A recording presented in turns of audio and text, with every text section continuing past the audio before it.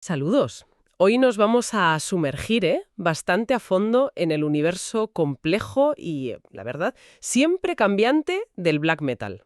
Hola. Sí, un mundo fascinante. Tenemos un análisis muy interesante entre manos sobre cómo este género, que nació allí en Noruega, pues ha ido mutando y expandiéndose de formas que, bueno, igual no eran las esperadas. Exacto. Vamos a explorar lo que algunos ya llaman la tercera oleada del black metal. Es un fenómeno que está, bueno, muy vivo, todavía definiéndose. Sí, en plena ebullición. Y con mucha tensión, ¿no? Entre los más, digamos, ortodoxos y los que apuestan por la innovación constante. Venga, vamos a meternos en faena. Precisamente. La idea hoy es intentar entender esa evolución. Veremos cómo un sonido que parecía tan definido geográficamente, estilísticamente, Muy anclado, sí. pues se ha fragmentado, se ha reinventado de mil maneras y, ojo, ha llegado a influir incluso en el arte contemporáneo, que eso es llamativo. Sí, eso es sorprendente. Analizaremos esas conexiones con el pasado, pero también las rupturas, que son muchas. Pues empecemos por el principio, ¿no? Noruega, finales de los 80, principios de los 90. Un fenómeno, la verdad, muy llamativo. Totalmente. Nace en un país como Noruega, con un nivel de vida altísimo, y de repente surge esta música tan Ujú. oscura, tan furiosa. Sí, inesperado. Se vio casi como el último gran movimiento de vanguardia en la música popular de esa época. Ajá. Y lo fascinante aquí es entender bien el contexto, porque no era la típica música de protesta social contra el sistema, ¿sabes? No, claro. Sus creadores, que a menudo venían de clase media, incluso acomodada, parecían canalizar una rabia más profunda, más existencial, diría yo. Mm, La geografía noruega seguro que tuvo algo que ver. Esos paisajes imponentes, aislados, dejan huella. claro, la atmósfera. Y filosóficamente, la clave no era tanto la estética satánica superficial, que, bueno, venía heredada de otros géneros como el thrash, Sí, eso ya estaba ahí. sino más bien una reivindicación muy fuerte del individuo. Un nihilismo desafiante que, pues, a menudo miraba a filósofos como Nietzsche. Pero ojo, es importante no caer en el tópico de que la escena noruega era toda igual, un bloque homogéneo. Para nada. Eso es un error común. Los análisis dejan claro que no. Incluso dentro del famoso Inner Circle, lo que se valoraba era justo lo contrario, tener un sonido propio, personal. Exacto.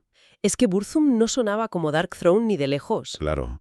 Darkthrone tenía esas raíces punk mucho más evidentes, esa crudeza. Sí, más directo. Mientras que Burzum era otra cosa, era minimalista, casi ambiental a veces. Creaba unas atmósferas muy inmersivas con muy pocos elementos.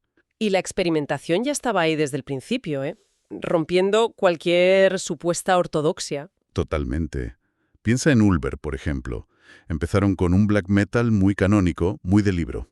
Sí, los primeros discos. Pero enseguida, ¡pam!, graban un disco totalmente folk y acústico. Y luego, para el año 2000, que es un poco el punto de inflexión que comentaremos, Ajá. sorprenden a todo el mundo con Perdition City, una obra maestra que mezclaba electrónica atmosférica a trip-hop, ese rollo más pausado, oscuro, tipo Massive Attack o Portishead. Es muy reveladora esa cita de su líder, Christopher Rick, que decía algo así como: el black metal puede ser lo que tú quieras que sea. Lo importante es ser individualista. Exacto. Una declaración de principios total, como diciendo, las reglas las pongo yo. Anticipaba mucho de lo que vendría, sí. Y no eran los únicos experimentando ya entonces, ¿eh? Teníamos a Mysticum, que metían elementos industriales, electrónicos, muy a saco, Cierto. o Flaherty, que ya en el 95 estaban mezclando cosas que luego se llamarían post-rock, mucho antes de que esa etiqueta se pusiera de moda en el metal. Ya ves. O In the Woods, que metían pasajes progresivos, psicodélicos. O sea, la semilla de la diversidad estaba ya plantada en el mismísimo origen noruego. El año 2000, como decías, parece marcar un punto de inflexión simbólico. Aparte de ese giro de Ulver, aparecen proyectos como Sun-O-O-D. Uf, Sonaudi. Eso es llevar el metal a otro extremo. Totalmente. Con su drone metal, notas larguísimas, sostenidas, una distorsión brutal, un volumen físico casi doloroso. Sí, es una experiencia física. Y bebiendo de pioneros de la música minimalista como la Montian de los años 50. Ajá. Y de conceptos orientales de música circular, hipnótica, que busca inducir un trance. Y fíjate qué curioso que Attila Szikar, el vocalista mítico de Mayhem, colabora mucho con ellos. Eso es muy significativo. Muestra cómo incluso figuras clave de la escena original estaban abiertas a explorar estos nuevos caminos. Claro. Y aquí es donde la geografía del género empieza a moverse de verdad. El epicentro ya no está solo en los países nórdicos. Empieza a desplazarse. Surgen focos muy potentes en sitios inesperados. Sobre todo Estados Unidos y, de una forma un poco distinta, Francia. Hablemos primero de Estados Unidos, que durante los 90 su escena de black metal era muy pequeña, ¿no? Estaba totalmente eclipsada por el death metal, que allí era potentísimo. Claro, ellos parieron gran parte del death metal clásico.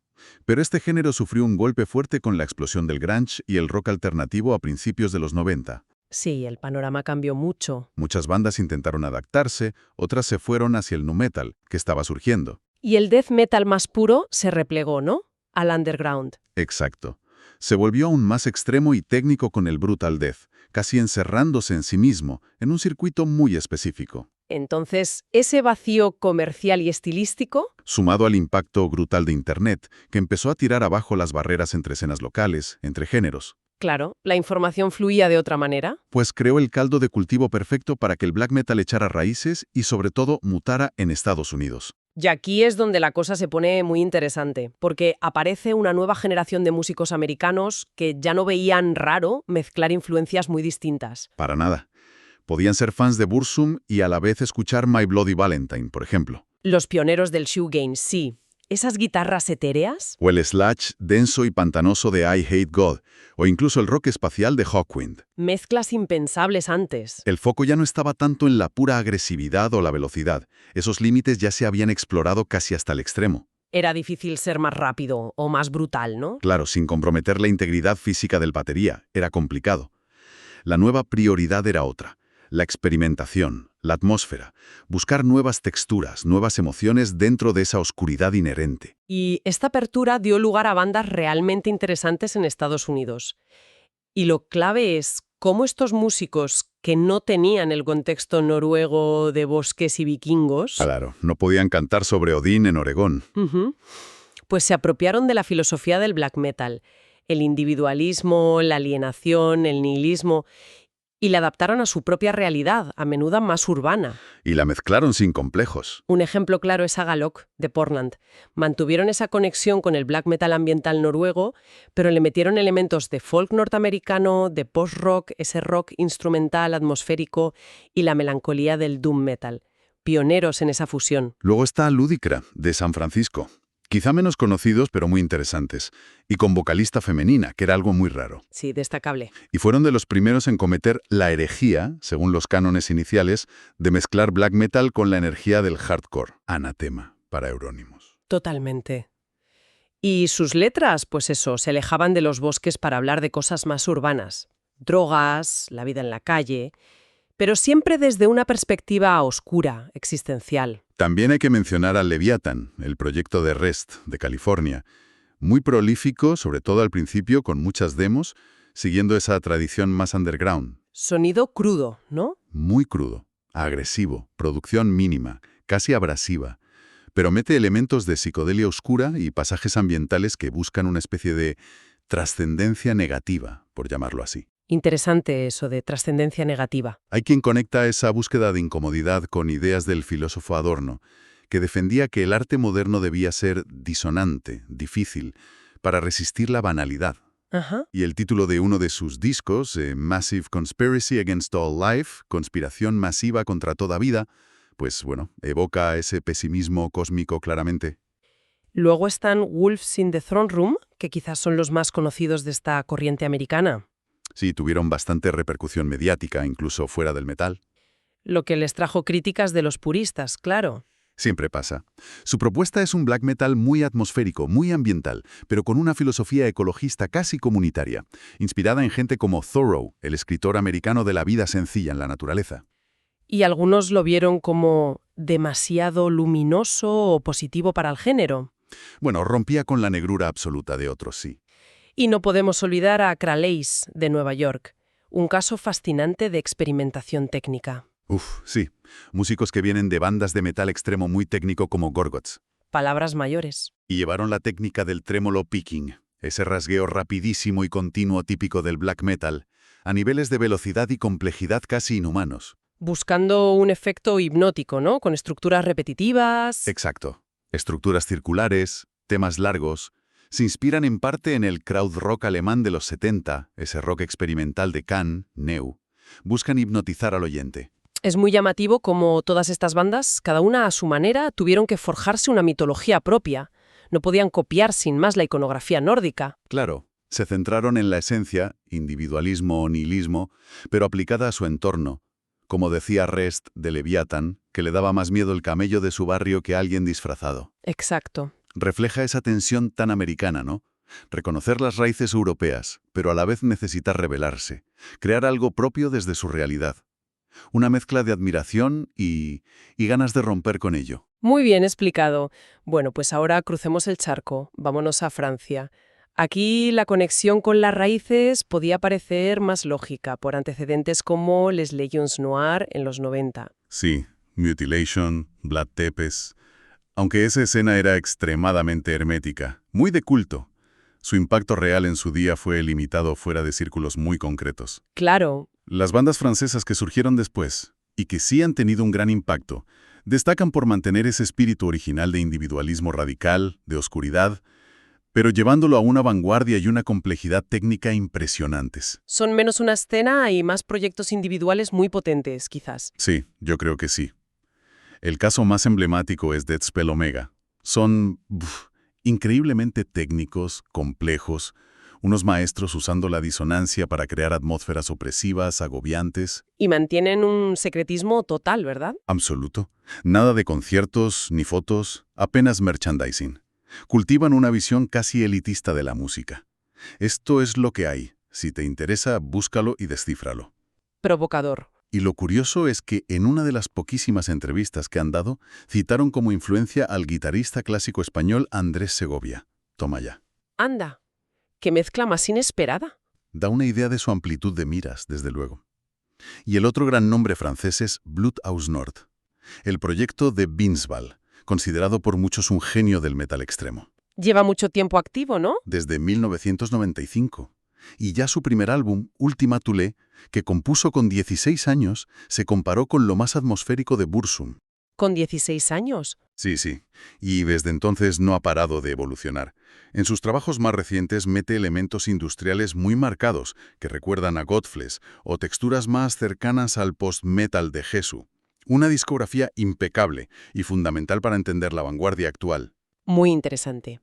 Y más allá de estos focos en EEU y Francia, vemos otras tendencias, como esa mezcla de black metal y hardcore, algo que antes era impensable. Tabú total. Y ahora es una realidad con bandas como los también franceses Plebeian Grandstand. Y lo curioso es que, según parece, no es que el hardcore suavice al black metal. ¿Qué va? Es al revés. Parece que el black metal está infectando al hardcore con su oscuridad. Las temáticas son aún más desoladoras, apocalípticas. Centradas en la miseria humana sin redención, ¿no? Sin esa idea de lucha colectiva del hardcore clásico. Podredumbre existencial sin salida. Bandas como Anal Nathrakh en Reino Unido ya habían explorado antes esa fusión brutal de grindcore y black metal, llevando la agresividad a cotas extremas. Y la diversificación no para.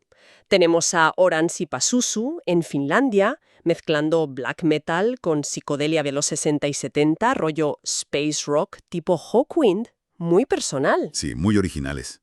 O Murmur en Estados Unidos, que meten influencias de la no wave neoyorquina, ese movimiento punk, art y experimental de finales de los 70. Más mezclas. O incluso en Grecia, bandas como Aenaon o Hail Spirit Noir, que beben mucho del rock progresivo y la psicodelia más atmosférica, recordando a veces a pioneros noruegos como Arctus. Parece que el hilo conductor en muchas de estas bandas más recientes es priorizar la experimentación, la atmósfera. La búsqueda de trascendencia, aunque sea oscura, sí.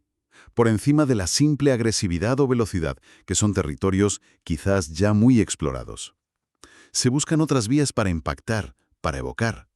Y llegamos a uno de los puntos más sorprendentes de todo esto, la infiltración del black metal en el mundo del arte contemporáneo. Sí, es alucinante. galerías de arte de prestigio en Nueva York, Londres, exponiendo obras inspiradas directamente por la estética y la filosofía de este género. ¿Cómo ha pasado esto? ¿Cómo se explica? Pues parece que hay toda una generación de artistas visuales que crecieron escuchando black metal y cuya sensibilidad pues ha quedado marcada por él, y lo plasman en su obra. Hay varios ejemplos interesantes. A ver, cuenta. Pues mira, Sheldon Hunt empezó como diseñador gráfico para bandas clave de la escena experimental como Sun O.O. o Isis. Ahora es también fotógrafo y expone en galerías. Incluso hizo una portada alternativa para Dark Throne, con permiso de Fenris. Ah, mira. Luego está Damien Derubax, un pintor francés reconocido, que, a pesar de venir de una sensibilidad de izquierdas y tener cierto recelo inicial, quedó fascinado musicalmente por Burzum. Una de sus obras más famosas se titula My Journey to the Stars, como una canción de Burzum. Curioso. Steven Shearer, artista canadiense que representó a su país en la Bienal de Venecia.